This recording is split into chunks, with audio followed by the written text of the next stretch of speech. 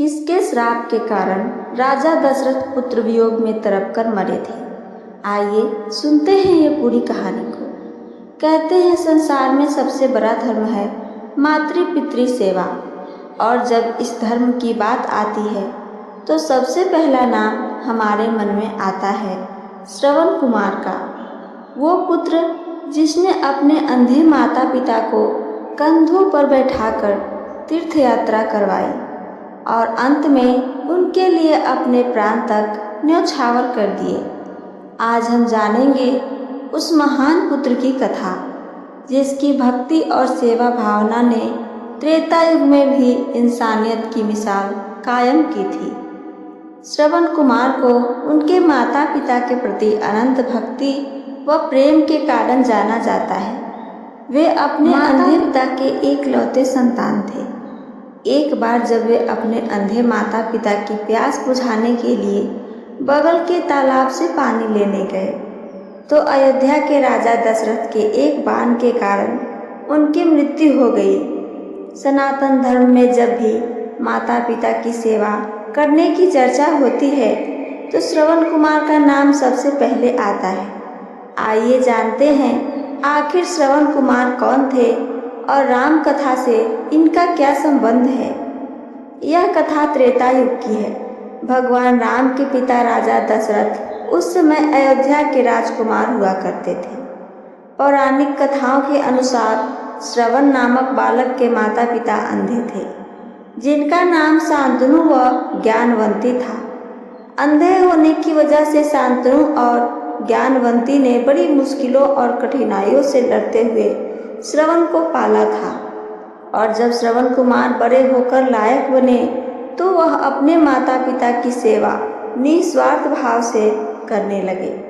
एक बार की बात है, श्रवण के माता पिता ने तीर्थ यात्रा धाम करने की इच्छा जाहिर की। इतना सुनते ही श्रवण कुमार ने बांस की दो बड़ी बड़ी टोकरियां बनाई और दोनों टोकरियों को एक मजबूत लकड़ी से बांध दिया।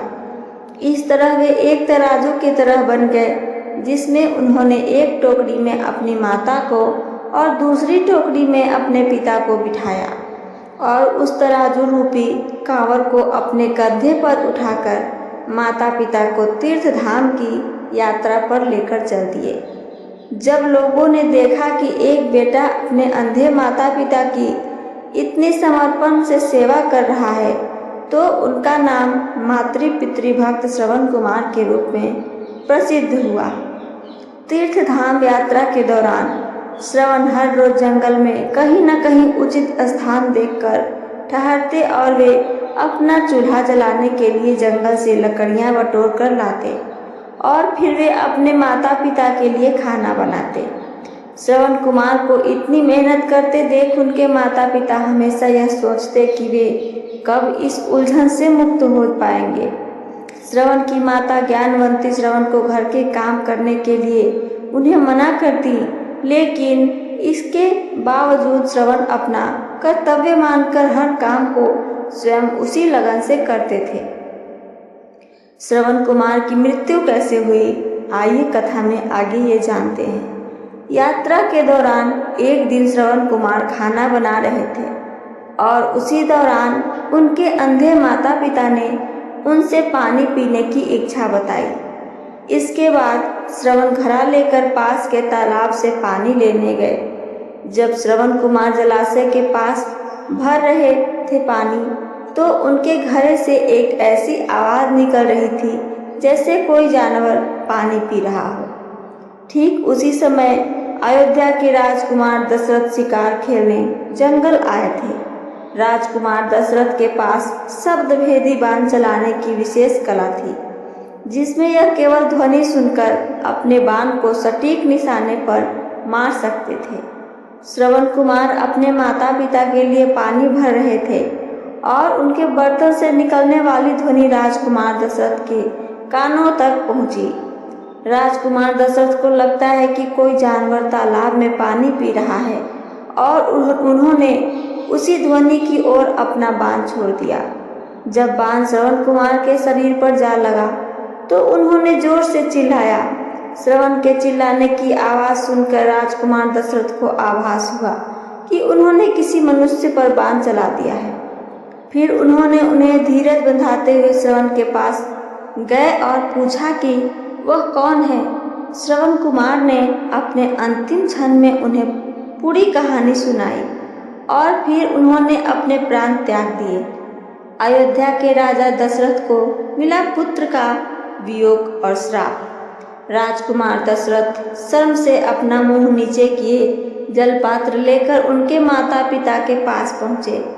वहां पहुंचकर जब दशरथ उनसे जल पीने के लिए कहते हैं, तब वे दोनों दशरथ से पूछते हैं वे कौन है और उनका बेटा श्रवण कहाँ है।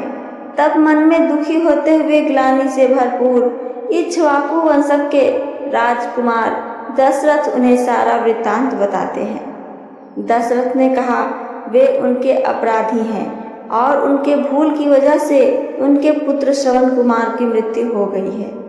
अपने इकलौते पुत्र की मृत्यु की खबर सुनकर दोनों माता पिता बुरी तरह से रोने लगे। पुत्र वियोग में रोते रोते श्रवण कुमार के माता पिता ने अपने प्राण त्याग दिए और तब श्रवण के पिता शांतनु ने राजकुमार दशरथ से कहा कि उन्होंने किसी दोषी के कारण अपना पूरा परिवार खो दिया। पहले उनका पुत्र श्रवण मर गया और अब उनकी पत्नी ने भी प्राण त्याग दिए।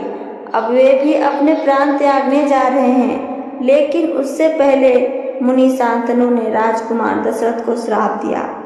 उन्होंने कहा आज जिस तरह से मैं पुत्र वियोग में मर रहा हूँ, ठीक उसी प्रकार तुम्हारी भी मृत्यु पुत्र वियोग के कारण ही होगी। और उसके बाद श्रवण कुमार के पिता ने भी अपने प्राण त्याग दिए।